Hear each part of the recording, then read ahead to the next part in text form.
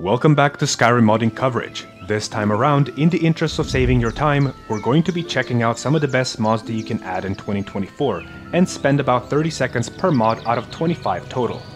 From incredible in-game weather and E&B overhauls, settlement expansions with unique assets, visual improvements for smaller villages, clutter and indoor redecorations, as well as overhauling combat with systems that brings it closer to modern RPGs with improved animations and behaviors.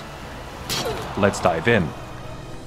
Many mods overhaul different areas in the game, but one author stands out as one of my favorites as their implementation is always unique and very creative. JK's Rift and Outskirts is one more addition to city outskirt overhauls recently introduced to the community. It firstly adds a dirt road that connects the southern path leading to Dayspring Cannon to the northern Rift and Gate. Then it adds carefully placed clutter with utilities while not overdoing it in the process.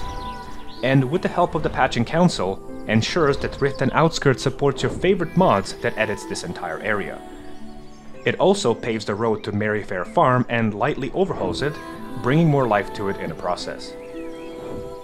And since we are at the Rift, let's add Rift Leaves, easily one of my favorite minor visual improvement mods in 2024. The mod simply adds fallen leaves on water surfaces around Riften City. Now you might say this is insignificant, but it's one of those details that adds to the full picture.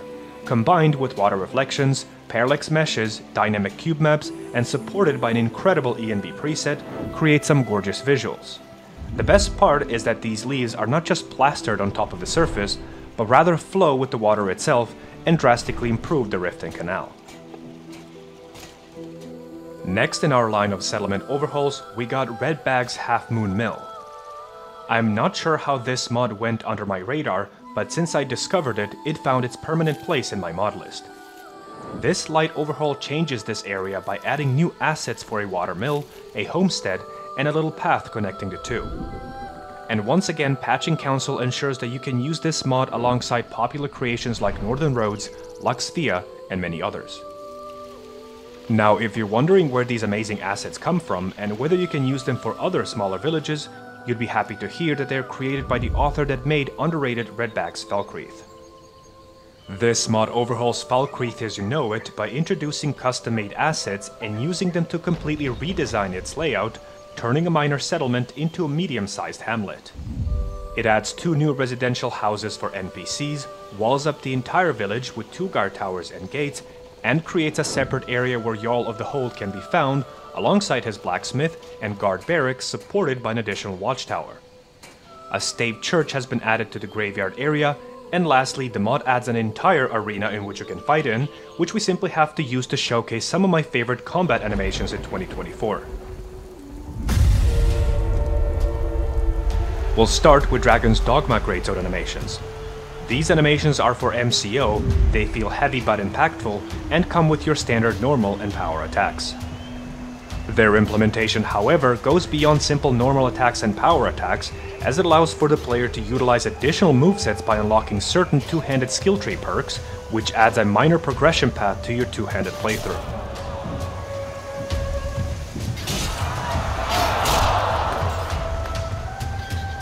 Next, Dynamic Dodge Animation. This mod completely reanimates a dodge mod of your choice and introduces 2 dodge types depending on your condition. What this means is that the mod comes with standard step dodges that are inspired by pre-release Elden Ring and are utilized during regular movement. However, if you decide to interrupt your attack with a dodge, the mod will force the character to perform a dodge roll instead, introducing additional layer to your combat experience. Another moveset of my choice for 2024 is Elder Creed Blade. This animation pack is for one-handed swords and is a project that aims to recreate animations from Assassin's Creed and includes 5 normal and 3 power attacks. They have been created to primarily work with one-handed swords and also adjusted if you have a shield equipped. They are made to be player exclusive and are patched to work with precision out of the box.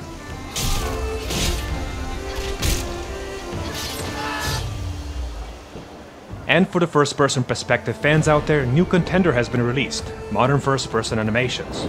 This pack aims to do the same as Size Matters and CFPAO, but more vanilla-friendly.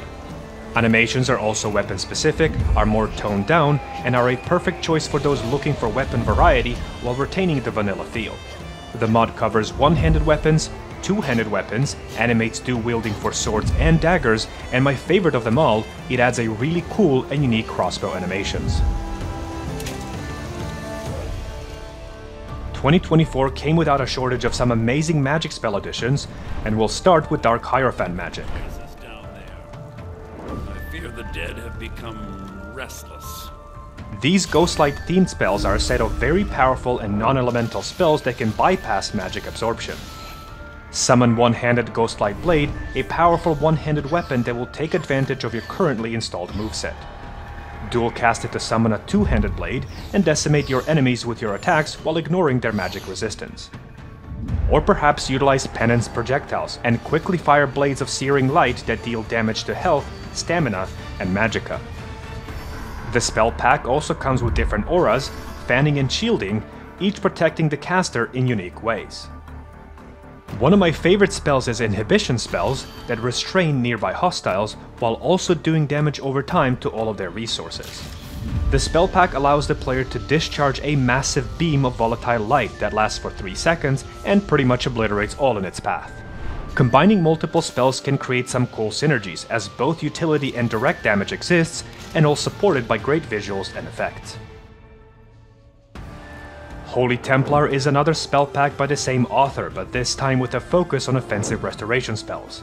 Cast Sanctuary Circle to stagger everything in your vicinity, and utilize Wrath of the Heavens to call down Bolt of Sunlight to decimate your foes. Fire Sun Shards at your enemies, Consecrate Dead to restore vitality, summon a Sun Shield, and combine it with Ghostlight Sword for some really cool Spellblade gameplay.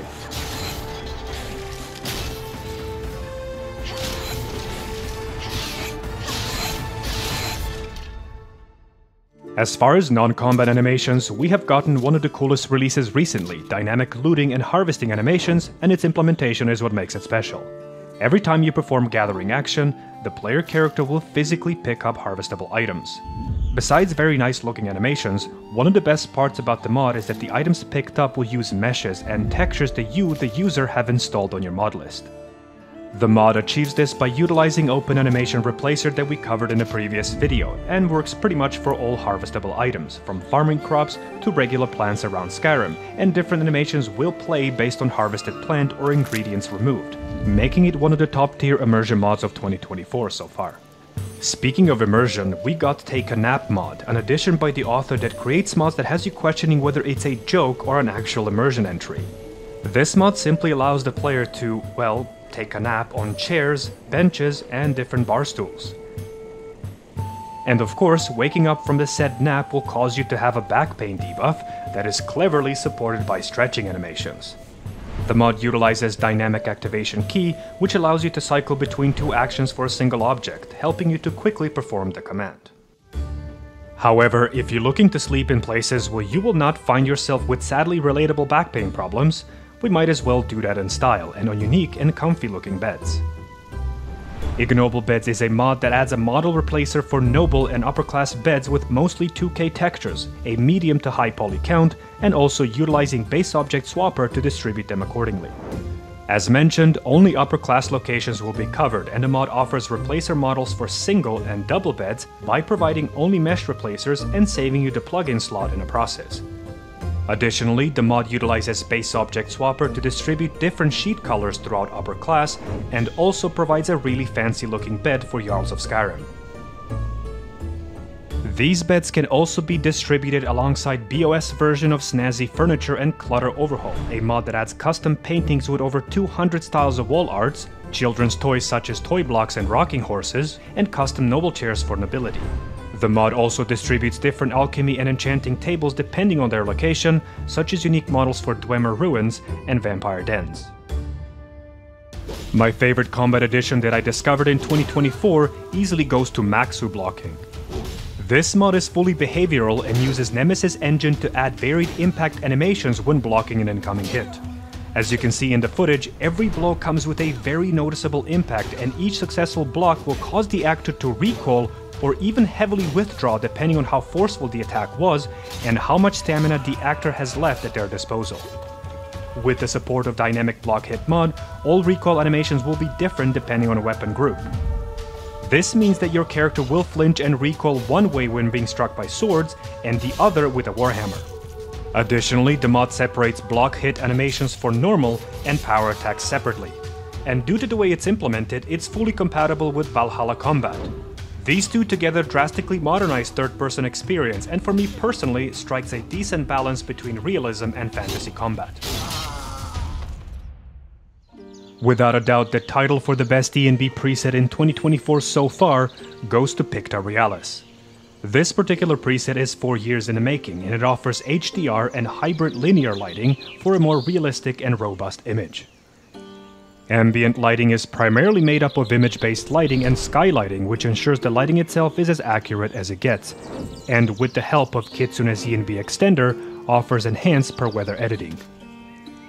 The author approached the overhaul from two fronts, one being a complete redesign of Skyrim's weathers by introducing 77 custom-made versions never before seen in the original game. The other is applying E&B effects that are carefully adjusted for believable visuals supported by Silent Horizon shader core and enhanced by volumetric lighting and sun shadows. The result is a decent balance between realism and fantasy, with a color balance favoring colder hues.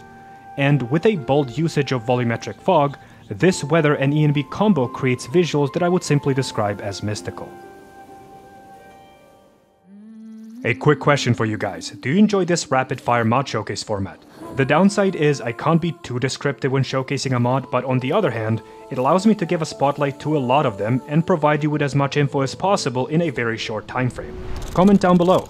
Other than that, socials are in the description, Patreon, Twitter, but I'll cut the rambling for now. Thank you for watching, and I will see you in the next video. Take care.